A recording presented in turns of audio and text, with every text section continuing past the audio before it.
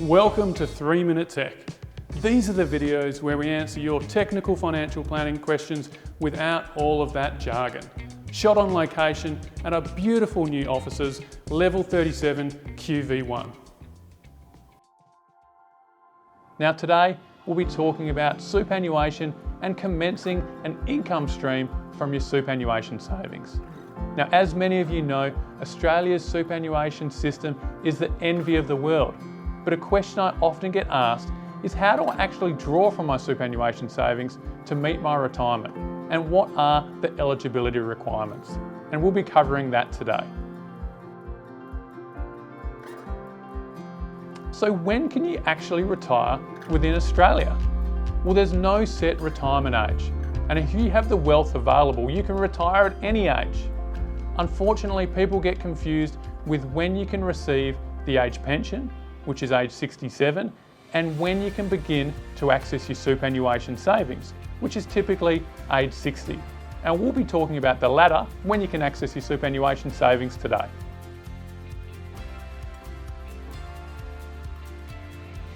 So when can you commence a superannuation income stream, and what are the requirements? Well, the biggest downside of superannuation is the lack of capital access. So you can't access your superannuation typically until age 60. At such a point, regardless of your work status, you can commence what's called a transition to retirement income stream.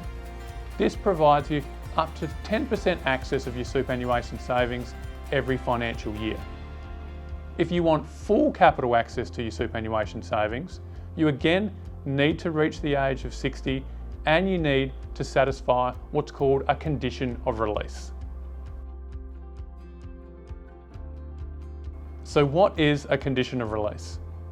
Well, the primary three conditions of release are: 1, you attain the age of 60 and leave any form of gainful employment. 2, you attain the age of 60 and elect to retire, so you no longer want to be gainfully employed ever again. Or number 3, regardless of your work status, you simply attain the age of 65. Now, if you meet these conditions of release, it enables you to have unlimited access to your superannuation savings and equally commence what's called a superannuation income stream. So what are the benefits of commencing an income stream, and why would you want to do it? Well, 1, it provides you access to your superannuation savings. So if you elected to go part-time, it would be able to supplement your earnings to be able to meet your lifestyle costs. But 2, and the reason why a lot of people do it, it means all the superannuation earnings supporting that pension will be entirely tax-free. So you get a tax-free superannuation benefit, and equally any of the franking credits that you're generating within the fund will be refunded back into your account as cash. But what about the downsides?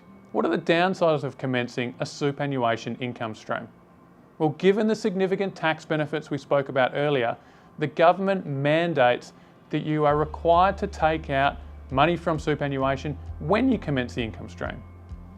Now, this minimum is dependent on your age and your superannuation balance. When you're the age 60 to 64, you're required to take out 4%. 65 to 74, it goes to 5%, all the way up. If you're lucky enough to live beyond 95, the government is mandating you take out 14% of your superannuation pension every single year. Are there limits on what you can transfer into a superannuation income stream? Well, unfortunately, the answer is yes.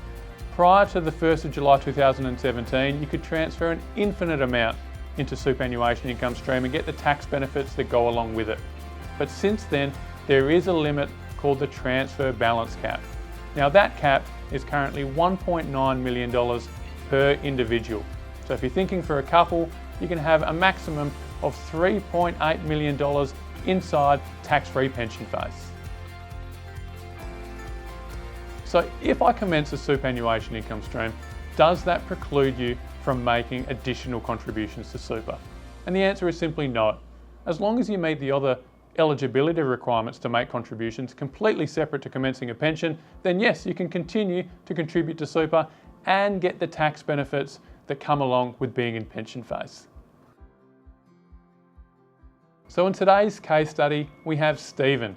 Stephen's 68, has $1 million inside of his superannuation and is still working.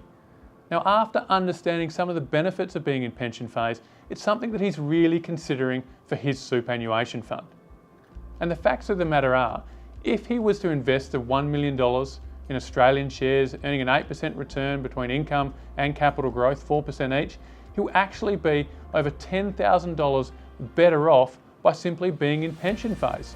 This comes about from tax-free earnings and the refund of the franking credits he gets from Australian share dividends.